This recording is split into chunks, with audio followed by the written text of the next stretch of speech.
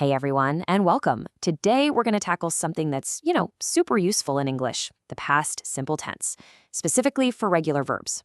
Our goal, to make talking about the past, well, incredibly simple. So let me ask you this. How do you talk about what you did yesterday? Seriously, think about it for a second. Anytime you mention a movie you watched, or maybe some great food you cooked, or even a friend you visited, guess what? You're already using the past simple. It's literally how we tell our stories. Okay, so check this out. On the left, you've got today. I walked to school. She cooks dinner. Simple enough, but then look at the right. Yesterday, I walked to school. She cooked dinner. See that? It's just that one tiny change, that little ed at the end, that boom. It takes us from right now to sometime in the past.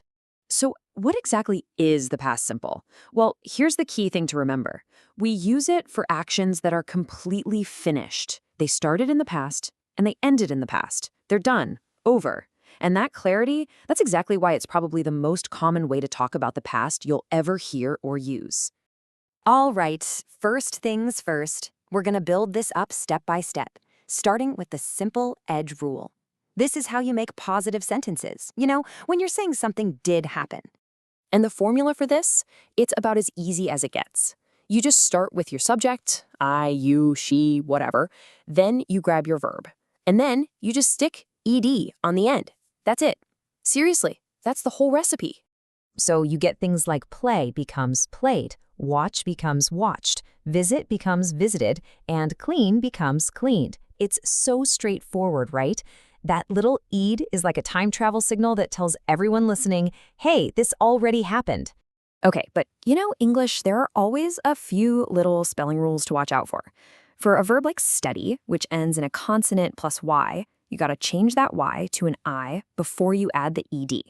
But for something like play, where there's a vowel before the y, you just add ed like normal. And then for short verbs like stop, you have to double that final consonant. Just a few things to keep in your back pocket. Okay, so making positive sentences is pretty easy. We've got that down. But what about negatives and questions? This is where things get really interesting, and where we find what I like to call the did golden rule. I mean, how do we make negative sentences or ask questions? You can't just say, I not played football, right? It just sounds wrong. We need a little bit of help here. And that help comes in the form of a special little word, did. This guy is our helper verb. He's like the superhero of the past simple, doing all the heavy lifting when it comes to making negatives and questions. All right, listen up, because this right here is the golden rule. If you remember one thing from this whole explainer, make it this. When you use did or didn't, the main verb goes back to its original form. No ed, because did is already doing the job of showing it's the past. The main verb gets to just chill out. So let's look at negative sentences. The correct way is, I didn't play football. See, didn't tells us it's past and negative, so play just stays play. The wrong way, a super common mistake, is I didn't played ed. You don't need two past tense markers, just one. Now you know the secret. And guess what?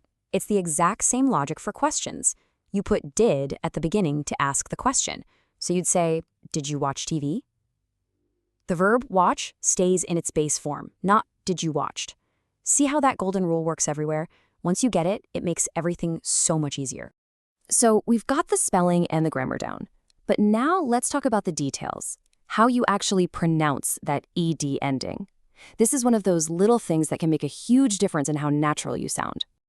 Yeah, believe it or not, there are actually 3 different sounds for ed. It all depends on the sound at the end of the original verb. Okay, sound number 1 is the id sound. This one's easy. It's only for verbs that already end in a T or a D sound. Think want or need. It actually adds a whole extra syllable.